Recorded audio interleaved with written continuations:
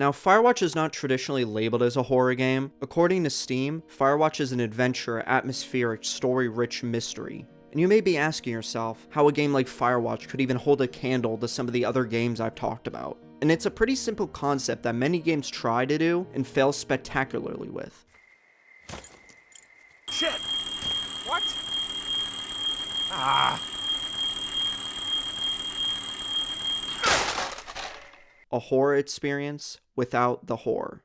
Created by Campo Santo. Firewatch is what you would call a walking simulator. So instead of actually going outside and experiencing the sun for yourself, you have the luxury of having this game do it for you, in the form of shiny pixels. Look, there's even grass and everything. Set in the most interesting part of Wyoming, in the middle of nowhere, you take the role of Henry, a man whose entire life gets ruined based on decisions you decide. Actually, not really. Henry's life is pretty cooked regardless of what you choose. His wife gets diagnosed with onset dementia, and after being forced to either put her in a 24-hour care facility or have her family take her back to Australia, Henry decides to take a job in a remote lookout tower to get away from it all. The only communication you have being through a radio with another lookout named Delilah. Firewatch isn't a game you play when you're looking for constant action or a mysterious monster hunting you down. It's a game you play when you're wanting to sit down for a bit and just experience a story with unintentional psychological manipulation. Or at least, that's what I like to think. The vast wilderness of the game's setting excels at creating the feeling of isolation.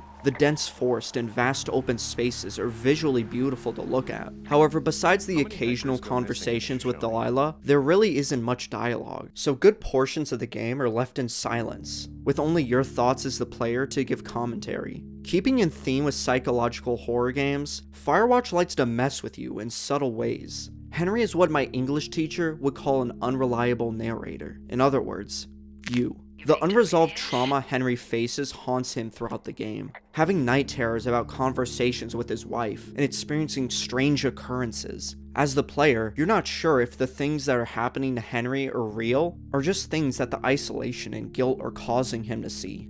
However, the game gives the impression that everything really is happening and that somebody is surveying you. The game is full of moments that make you expect something's gonna happen, but never does. It just keeps building and building, and instead of delivering, it leaves you hanging. Your worst enemy soon becomes your own paranoia, leaving you more terrified of something that might happen versus something that does happen. The soundtrack in this game is vastly different from other games. Usually soundtracks are the dividing factors in determining how you should feel while playing.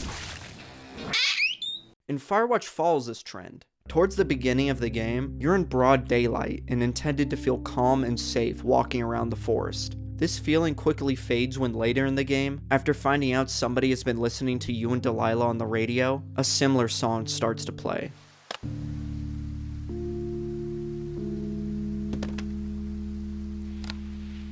I've got it now. Good. I spent all day getting you that radio. I hiked to a cash box, lied to a ranger, lied to another ranger, and hopefully you are now holding a clean, untapped radio. Hopefully. The game essentially telling you that that music wasn't there to make you feel safe, but to lower your guard. Now that same music meant to keep you calm has a completely different effect. Much of the horror in Firewatch comes from just how little you know. You're never really quite sure what's going on or who you can trust, stemming from both the game itself and Delilah. Heyo. I don't think so. Why, have you? Okay, good.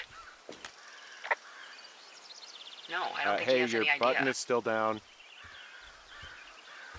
I'm absolutely sure.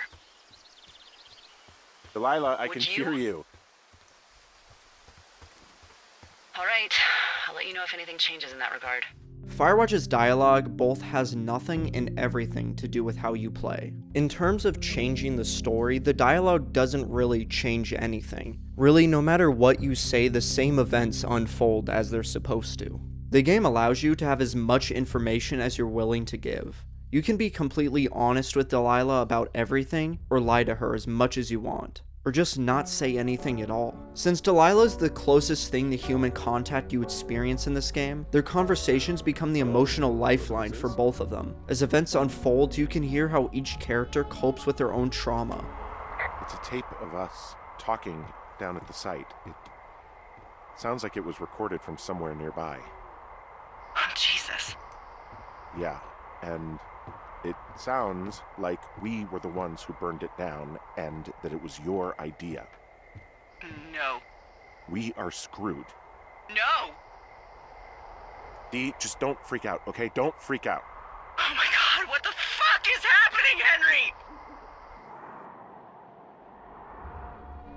Firewatch is definitely not the game to play if you're looking for solid answers. The game is riddled with unanswered questions and conversations that never get brought up again. Many things that you hope will happen never do, because that's just not the point of Firewatch. Both Henry and Delilah choose to take this job to escape their problems. The whole game is about them confronting each other, until they both come to terms in their own way that escape can only provide temporary relief, and is not a permanent solution. The more you avoid something, the more damage it has to tear you apart, and Firewatch acts as the perfect metaphor for it.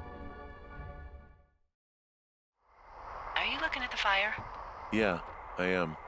I love how they look at night. During the day it's just smoke, but when the sun is down, you can just get lost. Yeah,